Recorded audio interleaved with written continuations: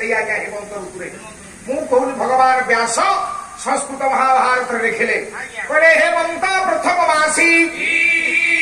शुक्ल पक्ष चतुर्दशी प्रच्छदं भारतं युद्ध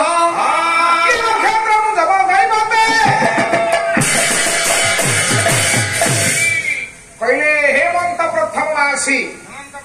अखिल बाबू हेमंत ऋतु क्या कहती बैशाख मास चंडाला वाला हेमंत ऋतु बैशाख मास अरे द्वितीय श्रेणी पिला पचारे सी पड़ा कहे आ हेमंत ऋतु कि प्रथम ये कहूँ बैशाख मास हेमंत मास हूँ हिमे कार्तिक मार्गश राति पड़े कार्तिक मार्गश मास को हेमंत ऋतु कह जाए तेणु हेमंत प्रथम मासी हेमंत ऋतु प्रथम मास कौटा कार्तिक मास हेमंत प्रथम मासी शुक्ल पक्ष त्रयोदशी शुक्ल पक्ष त्रयोदशी तिथि जिते महाभीष्म पंचक चली थाए एवं प्रच्छदं भारतं युद्ध ठीक से महाभारत युद्ध आरंभ है नक्षत्रम जमदैवते जमदैवत नाम नक्षत्र सारे महाभारत युद्धर माने आरंभ होता 27 नक्षत्र भितर जमदैवत नक्षत्र केते चालाक मो रथ शर्मा सागे 27 नक्षत्र भितर जमदैवत नाम गोटे नक्षत्र आज्ञा ना केमिति भगवान व्यास लिखिले नक्षत्रम जमदैवते अखिल बाबू जमंकर इष्ट देवता होउछनी दीजा आज तो सारे मत कहते कहले 75-80% सब सारे बस पाला देखिए तेणु तेणु नक्षत्रम जमदैवते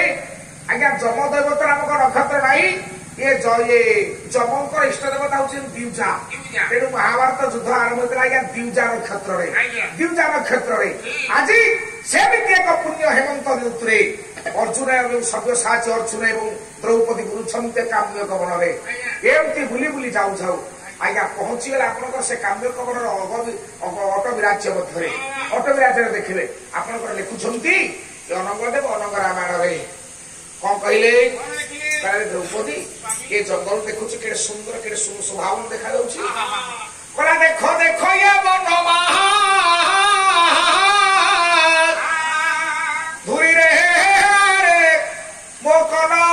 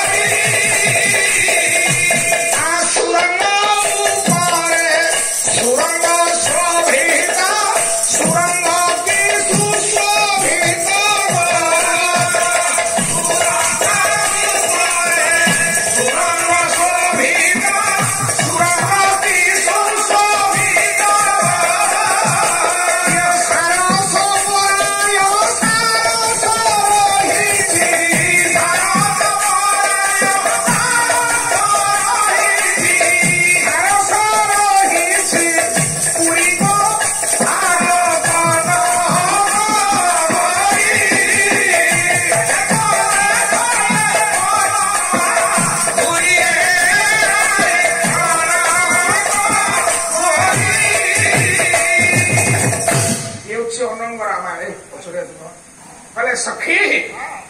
ये जंगल की अपूर्व माधुर्य अतीव मनोरम देखा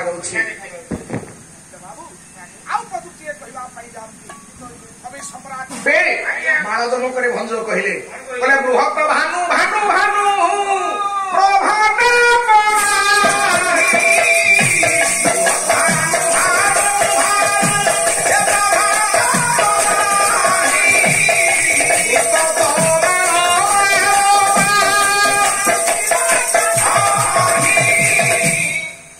सुंदर कथा भंज कहले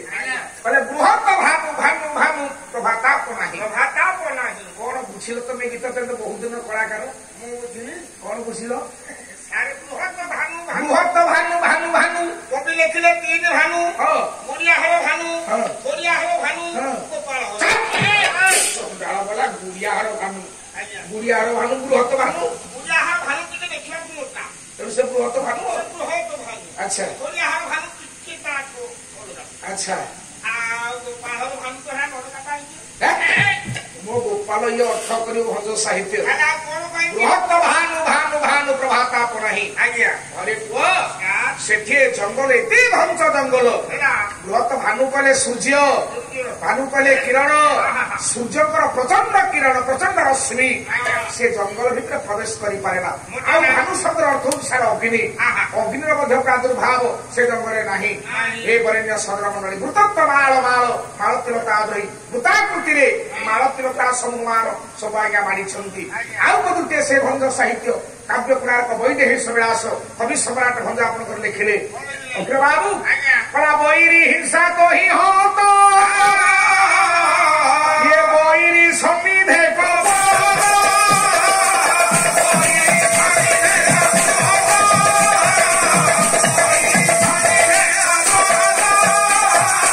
दीटा बैरी शब्द भंज थोड़ा गया बैरी हिंसा तो ही हत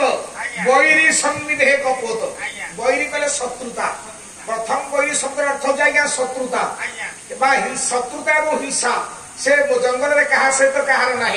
पुणी कहले बैरी समिधे कपोत एठी किंतु बैरी शब्द अर्थ शत्रुता नुह एठी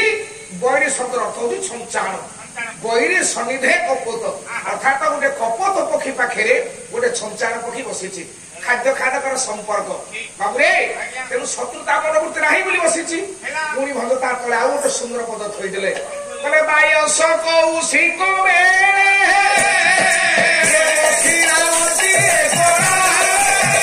बायस कले काऊ बायस एवं कौशिक कले पेचा काऊ आउ पेचा ए दी जन जाक आकर अहिनकुल संपर्क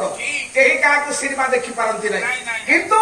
से जंगल रे बायस कौशिक मेले बसी रावंती कणाले आनंद मन कवि सम्राट भंज कहले आनंद रे बायस एवं कौशिक ये दिजन जाक एकाठी आज्ञा अवस्थान कर समय सद्य यौवना द्रौपदी देखीदे हेमंत ऋतु आज्ञा हेमंत ऋतु कहले सखी ये जंगल तो भ्रमण करुछ तुम के आनंद लगुच कहीं एत अन्यमनस्क पड़ी हो देखुच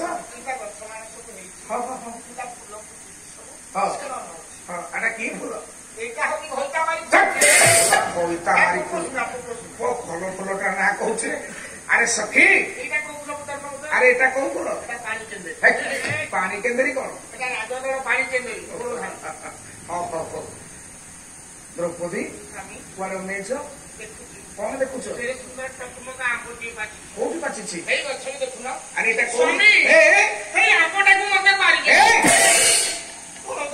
शुण शुण शुण शुण द्रौपदी